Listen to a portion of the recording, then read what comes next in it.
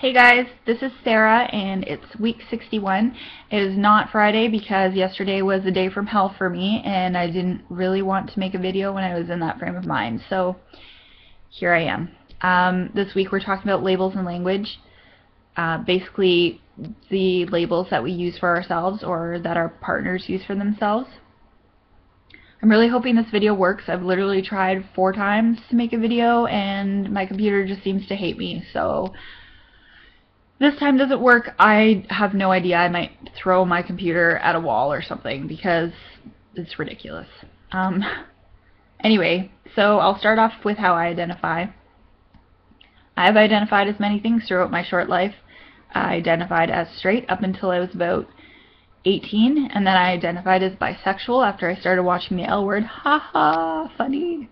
But I never really acted on it because I was a chicken shit. So, and then I met my first girlfriend and we basically hit it off like right away. And I didn't really know how to identify for a while, but I did eventually come to realize that I identified as a lesbian. And I identified that way until Seth came out as trans. He did not influence or force me to change how I labeled myself or how I identified. I just felt that lesbian didn't suit me anymore. So I started identifying as pansexual because it was the only term that I knew of that didn't just mean that I was attracted to men and women. I don't identify that way anymore. I identify as queer. And Safia actually described it perfectly when she said that she felt that pansexual didn't accurately portray her and her preferences because she didn't like everyone, but she didn't want everyone that she liked to be put in a box. So thanks to Safia for that, because I never really knew how to describe why pansexual didn't fit for me anymore. So I've been identifying as queer for probably about the past year and a half.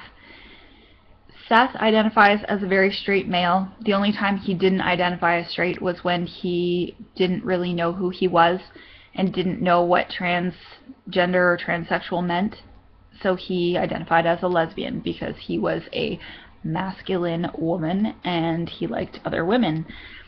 Obviously he's not lesbian. He, again, like I said, identifies as straight. Another point about Seth that I wanted to bring up that Emily talked about in her video is that some trans people don't identify as trans any longer, and that's very true for Seth. Seth feels that being trans or the word trans or transgender or transsexual, for him it means going from one point to another, and he feels that he has completed that journey aside from possible bottom surgery, which we have no date or plans for as of yet, but he does want some form of it.